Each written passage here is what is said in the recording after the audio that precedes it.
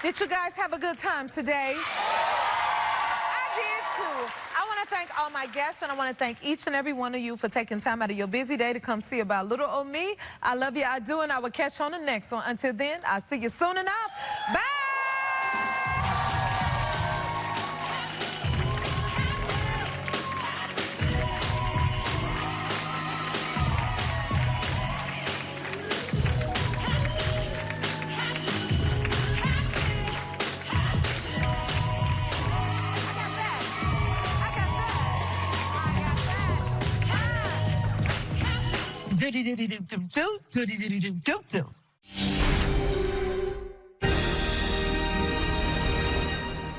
The following is a rebroadcast of Fox 11 News at 10. Now, this is the Fox 11 News at 10. And for the first time in 32 years, the Blue Jays have won the pennant. Well, you saw it here on Fox 11 earlier this evening. The Blue Jays clinch a Game 7 win over the Mariners. We'll hear what Dodgers fans are saying tonight about their opponent in the World Series. Our technician gets to the manhole, opens up the manhole. The guy pops his head out. He's caught red-handed trying to steal the copper. This is what's happening daily. Copper wire theft leaving Los Angeles in the dark. What's being done to shine a light on the widespread problem? This is the first time anything even close to this. Nobody can remember anything like this ever happening before. Round detonated prematurely over the I-5 freeway. A CHP cruiser left damaged by the impact. Welcome everyone to the Fox 11 News at 10 o'clock. I'm Marla Tejas. And I'm Susan Hirasuna here for Christine Devine. We begin with breaking news. A police pursuit on the 110 freeway ends in tragedy. We're hearing the freeway could be shut down for 6 hours after the suspect leaps from that moving van into oncoming lanes. Fox 11's Matthew Seedorf is live in Highland Park with the latest there. Matthew. Well, as you said, a man that was driving a stolen vehicle has died after trying to jump out of a car to get away from police. We're right over the 110 freeway. Joe will show you kind of what we're seeing right now. As the 110 is closed in both directions, you can see massive numbers of law enforcement out here, as well as the canopy up over the man's body. This happened just a couple of hours ago, and I'll get to the video. It was pretty intense, very graphic. You can see this, the driver in that stolen white van jump out of the driver's door into oncoming traffic on the southbound side of the 110 freeway. Will freeze it before the moment of impact, but he's hit by at least 2 cars on the southbound side of the 110 going at freeway speeds. And then if you take a look at this other video, this is just moments after that deadly collision. The driver of that stolen van dead on the freeway, covered with that tarp. Law enforcement tried life-saving efforts with CPR on the freeway, but wasn't successful.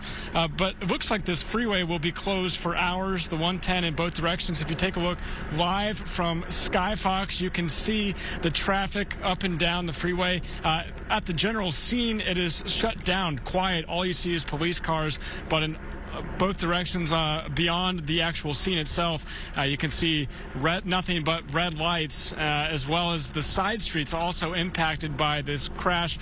Back out here live, I can tell you, just getting here from other parts of LA was tough because of that traffic. We still look at the scene. Police again going to be here for hours. The freeway expected to be closed until at least 4 a.m. for this investigation. We're live tonight. Matthew Seedorf, Fox 11 News. Matthew, what an impact in so many ways. Thank you. A CHP car hit by flying shrapnel during a live fire demonstration. According to CHP, an artillery round detonated prematurely over the I-5 freeway. It happened during a Marine celebration event at Camp Pendleton over the weekend. The CHP cruiser left damaged by the impact. Fox 11's Laura Diaz joins us now live from Long Beach with newest information. Yes, Susan, we spoke with a retired Marine intelligence officer, and he gave us his perspective on what he thought had taken place. And he says that it's likely there are multiple investigations going on at this hour on the federal level, on the state level, as they try to figure out what caused that device to prematurely release and what it could have done. Potentially, it even could have caused death. Let's listen. It really is strange that a round would explode midair directly over the I-5 freeway. 2 days after a celebration dubbed From Sea to Shore, a review of amphibious strength in which metal shrapnel from an explosive ordnance fired over the 5 freeway detonated prematurely, striking an unoccupied CHP vehicle and possibly a second one near a CHP motorcycle. Everyone trying to figure out what went so wrong. No one was hurt in the incident, said the CHP, but still very concerning. Monday evening, we spoke to a retired Marine intelligence officer who did a couple of duties at Camp Pendleton. I don't personally recall us ever doing a live fire from the west side of the I-5, but I do know there are firing points out there that can be used, and I understand that they have been firing from that side of the freeway going back decades. And from what I heard, this is the first time anything even close to this. Nobody can remember anything like this ever happening before. Well, as we said earlier, there are likely multiple investigations going on at this hour. I asked him his opinion on whether he thought it was actually wise in the end that the governor did shut down the 5 freeway. As we all know, a lot of people pushed back on that. They were very upset that their weekend would be disturbed by the very busy 5 freeway being shut down. He said initially that he thought it was not necessary, but that he would wait to render his opinion until all of these investigations were finished.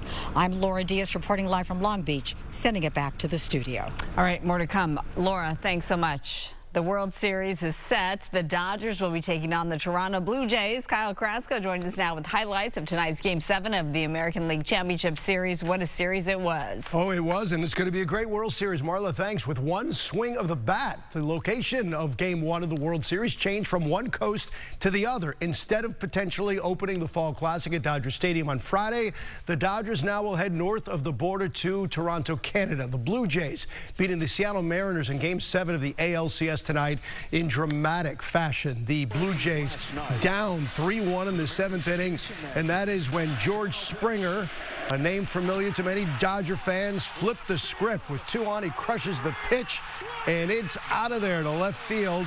That gave Toronto a 4-3 lead, a 3-run home run. Then Jeff Hoffman came on to close it in the 9th, getting Julio Rodriguez to strike out. And the celebration for the Canadians is on. The Blue Jays back in the World Series for the first time since 1993.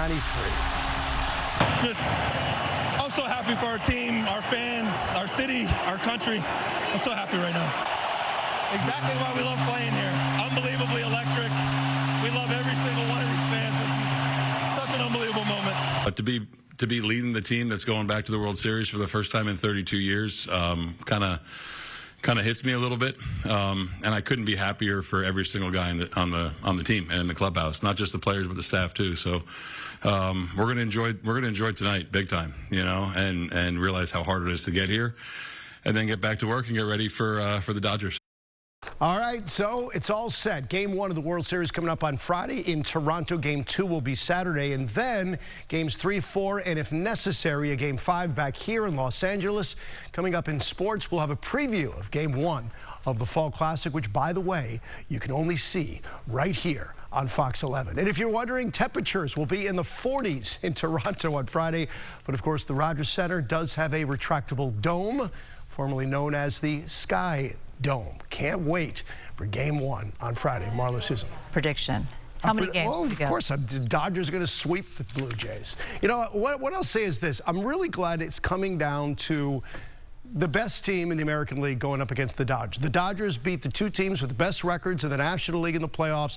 Toronto beat the teams with the 2nd and 3rd best records. They were by far the best team in the American League, so it's great. It comes down to 2 great teams, but I think the Dodgers are just that much better. Yeah, and they're coming off their sweep, and they're getting that much-needed rest as they head into the big championship. Pitching is lined up and ready to go, and of course now Superman Shohei Ohtani is back doing Shohei Ohtani kind of things. So it's going to be a lot of fun. I like that official term. Yeah, superhuman things. All right, Kyle, speaking of, we have this. A Dodgers fan is getting offers to sell Shohei Ohtani's historic third home run ball that he caught Friday night when the Dodgers swept the Brewers in the NLCS. 35-year-old David Flores of Santa Fe Springs was left in the left center field pavilion when the home run ball fell into his hands. He said when Ohtani hit the homer, he figured the ball might bounce off the hands of the fans in front of him, and it did. And the ball landed in his hands, and Flores says he just squeezed it like a football.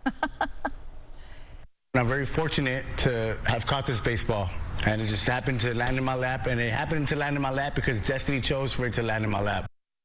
The boxing coach says he hopes to get a windfall from the sale of the ball so he can send his son to college and maybe buy a car and a house. What happened to the other two Ohtani home run balls has not yet been determined.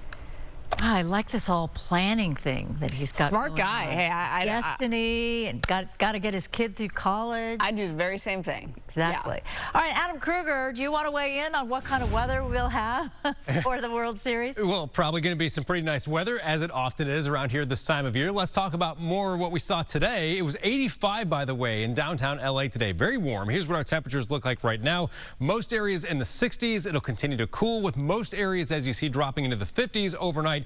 And then we've got another warm day tomorrow, just not quite as warm as what we saw today, but a lot of 70s and 80s on the map. Our warm spots will, of course, be in the deserts, the valleys, the IE. Notice the 80s there, mid 80s to maybe even close to upper 80s in parts of the IE tomorrow and across the valley.